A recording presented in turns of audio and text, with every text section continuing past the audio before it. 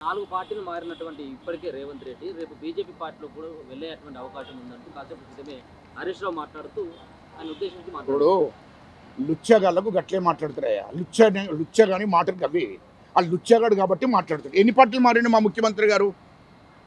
ఎన్ని పార్టీలు మారిండు మా ముఖ్యమంత్రి గారు? ఎన్ని పార్టీలు మారిండు? ఇప్పుడు కేసీఆర్ టీడీపీలో ఉండే, టీడీపీ నుంచి వెళ్ళి కాంగ్రెస్కి వచ్చాడు, కాంగ్రెస్ నుంచి వెళ్ళి టీఆర్ఎస్ పార్టీకి పెట్టుకున్నాడు.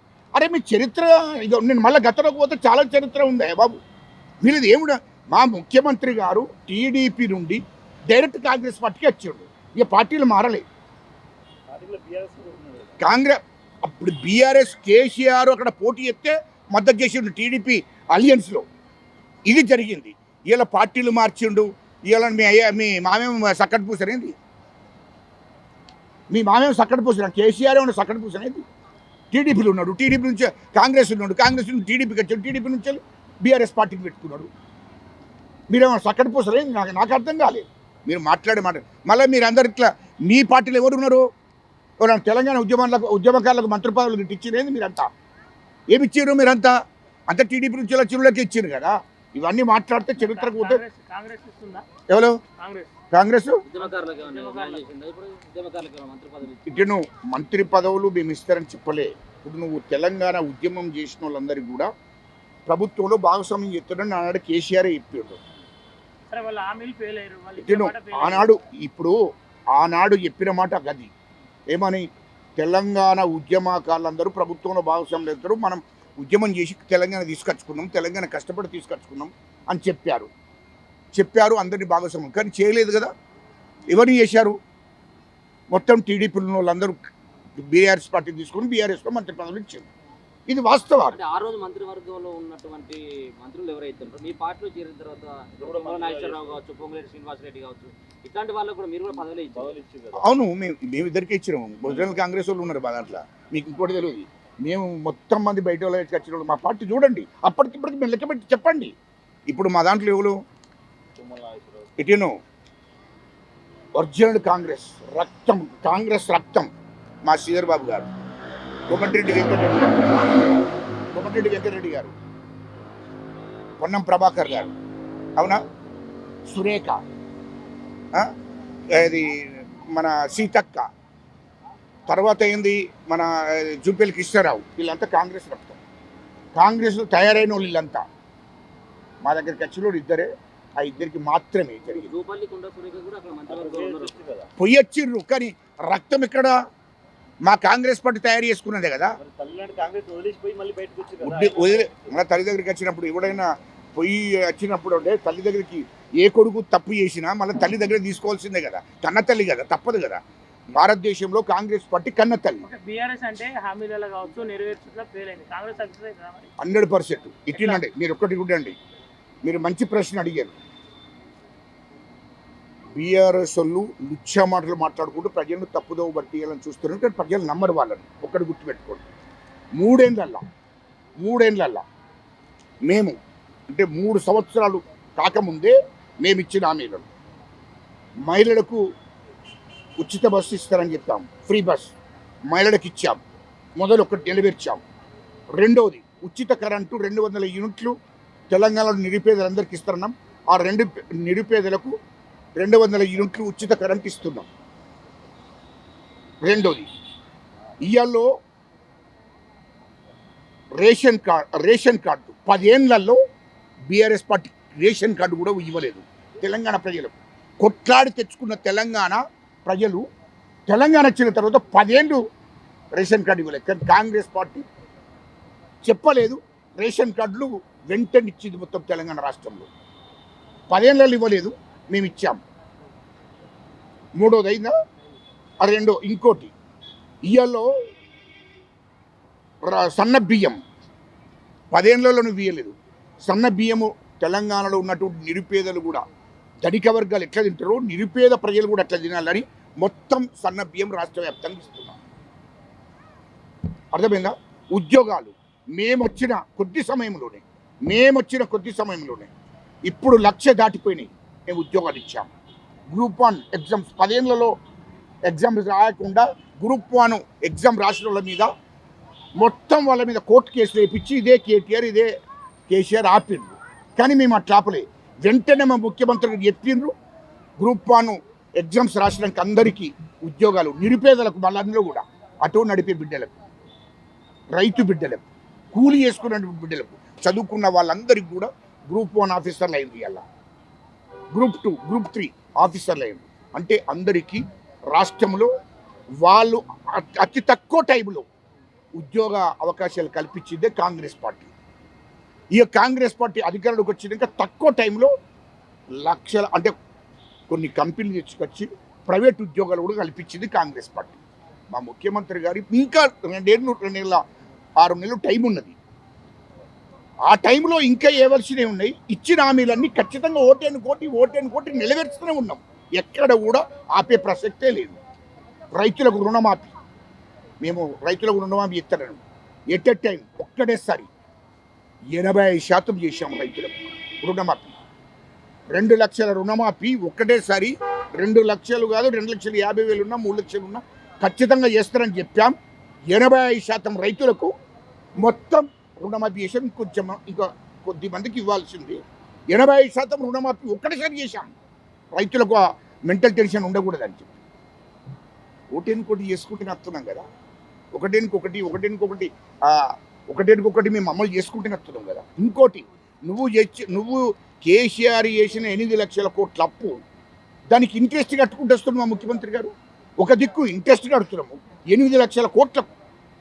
రాష్ట్రంలో 8 లక్షల కోట్ల అప్పు చేసిపోయింది కేసీఆర్, హరీష్ రావు, కేటీఆర్. 8 లక్షల కోట్ల అప్పు చేస్తే రాష్ట్రానికి ఆ 8 లక్షల కోట్లకు రుణమాఫీ, 8 లక్షల కోట్లకి ఇంట్రెస్ట్ కూడా కడుతున్నాం. మరి అవును, ఖచ్చితంగా ఉద్యమకారులకు మా ముఖ్యమంత్రి గారు హామీ ఇచ్చారు. హామీ ఖచ్చితంగా అమలు జరుగుతుంది. 250 గజాలు, 250 గజాలు. అందుకోసమే ఓటేనుకోటి అని చెప్తున్నాము. 250 గజాలు ఇళ్ళ స్థలాలు, వాళ్ళకు పింఛన్లు అది ఇస్తారబ్బా, ఇస్తున్నాయి. అయ్యో తొందరపడతారు అంటే ఏంది అట్లెట్టు దొంగపడుతున్నాయి. మీరు ఇప్పుడే అన్ని పుట్టినప్పుడే అన్ని వేయమంటే ఎట్లా మాట్లాడుతున్నారు?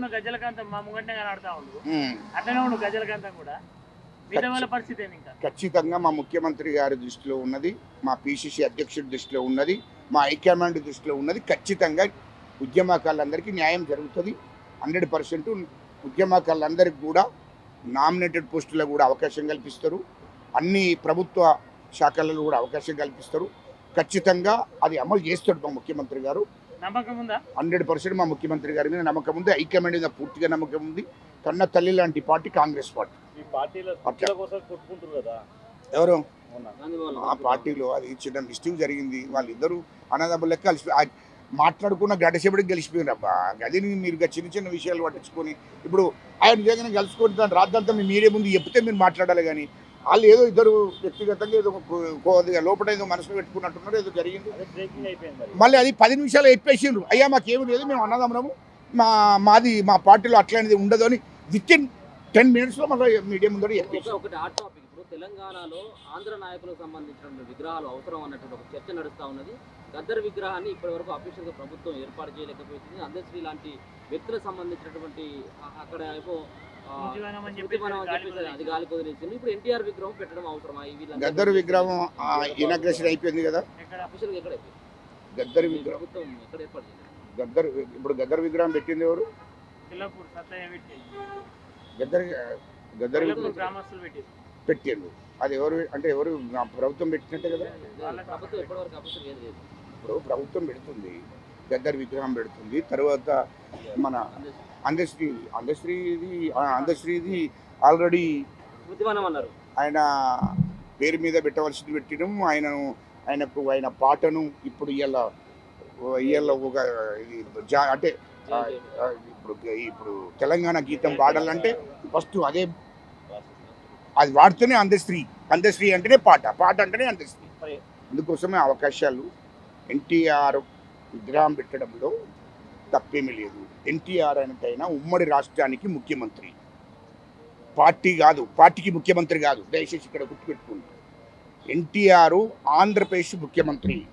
అంతకుముందు సినిమా నటుడు, తెలుగు జాతికి ఒక పేరు తీసుకొచ్చినటువంటి నటుడు. ఇది దీన్ని రాజకీయ రంగు పులిచి ఏదో వేయాలని చూడొద్దు. ఇప్పుడు ఇటునండి, ఎన్టీ రామారావు విగ్రహాన్ని పెట్టడానికి అప్పుడు తెలంగాణ సెంటిమెంట్ లేదు, తెలంగాణ ఉద్యమం మొదలు కాలేదు. అప్పటికి మరి అట్లా అంటే కేసీఆరే ఎన్టీ రామారావు పార్టీలో పనిచేస్తున్నాడు, తెలుగుదేశం పార్టీలో పనిచేస్తున్నాడు. అర్థమైందా? ఇయాల్లో ఎన్టీ రామారావు విగ్రహాన్ని పెట్టడము, ఎన్టీ రామారావు తెలుగుదేశం పార్టీ అని పెట్టలే, ఉమ్మడి ఆంధ్రప్రదేశ్ ముఖ్యమంత్రి.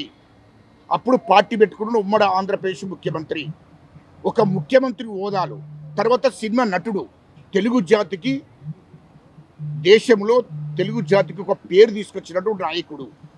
ఆ నాయకునిగా గుర్తించే ఆ విగ్రహం పెట్టడం జరిగింది తప్ప. అంటే ఇక్కడ తెలుగు రాష్ట్రాలకు సంబంధించినటువంటి పివి నరసింహారావు దేశానికి ప్రధానమంత్రిగా చేస్తే ఆంధ్రాలో ఒక్క విగ్రహాన్ని కూడా లేదు. దీన్ని ఎట్లా అర్థం చేసుకోవచ్చు? ఆంధ్రలో కాదు, అయినా ఆంధ్రలో విగ్రహం పెట్టాలి, ఇక్కడ విగ్రహం పెట్టాలని నేను కాదు. అట్లంటే ఇప్పుడు పివి నరసింహరావుకి అవార్డు కూడా ఇచ్చింది, బీజేపీ ప్రభుత్వం ఇచ్చింది. బీజేపీకి సంబంధం లేదు పివి నరసింహరావు. అట్లంటే కమ్యూనిస్టు పార్టీలో పనిచేసినటువంటి బుద్ధాదేవుకును కమ్యూనిస్టు పార్టీలో పనిచేసినటువంటి 2 నుంచి 3 అవార్డులు ఇచ్చింది బీజేపీ ప్రభుత్వం. బీజేపీకి కమ్యూనిస్టులకు అగ్యత్యం మండిపోతుంది. అటువంటిది అది కాదు, ఒక భారతమాత బిడ్డలుగా, భారత భూమిపుత్రుడుగా ఇవ్వవలసింది ఇచ్చింది. ఆ గౌరవం ఇచ్చింది. అంటే మానవత్వంతో ఆలోచన చేసి ఆ గౌరవం ఇవాళ నరేంద్ర మోడీ ఇవ్వద్దు, కానీ ఇచ్చాడు.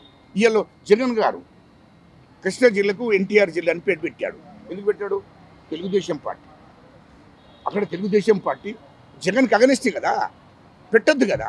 కానీ ఆయనను ఒక ముఖ్యమంత్రిగా, తెలుగు జాతి అసలైన సిసలైన నీతి నిజాయితీ పరునిగా, తెలుగు జాతికి ఒక పేరు తీసుకొచ్చింది భారతదేశంలో, ప్రపంచవ్యాప్తంగా. కాబట్టి ఎన్టీఆర్ జిల్లా అని పెట్టిండు జగన్. అది చంద్రబాబు నాయుడు పెట్టింది కాదు, జగన్ పెట్టాడు. ఇది వాస్తవం కదా, మరి ఒప్పుకోవాలి కదా. అందుకోసమే ఇది రాజకీయాల రంగులు పూల్చొద్దు. మహానుభావుడు, తెలుగు జాతికి పేరు తీసుకొచ్చిన మహానుభావుడు. అలాంటి పరిస్థితుల్లో మనము అన్నిటికీ రకరకాలుగా అవిటి రాజకీయ రంగు పులిచి బదనాం చేసే కార్యక్రమం చేయకూడదు. ఆయన వాస్తవానికి ఎన్టీఆర్ మహాపురుషుడు, తెలుగు జాతికి ఒక పేరు తీసుకొచ్చినటువంటి మహానాయకుడు, ఒక ఉమ్మడి రాష్ట్రానికి ముఖ్యమంత్రి, అట్టడుగు వర్గాలకు, దళితులకు కానీ, గిరిజనులకు కానీ, ఆదివాసులకు కానీ, అణగారిన కులాలకు రాజకీయాల్లో అవకాశాలు కల్పించిన నాయకుడు, తెలుగు జాతి బిడ్డ. కాబట్టి ఆయన విగ్రహాన్ని అక్కడ మా ముఖ్యమంత్రి రేవంత్ రెడ్డి గారు పెట్టడం తప్పింది. ముఖ్యమంత్రి ఒక దేశంలో తెలుగువాడికి ఇచ్చినటువంటి గౌరవం, ఉమ్మడి రాష్ట్రానికి ముఖ్యమంత్రిగా ఆయన విగ్రహం అక్కడ ఉండాలని పెట్టిండు తప్ప వేరే ఉద్దేశం కాదు అని చెప్తారు.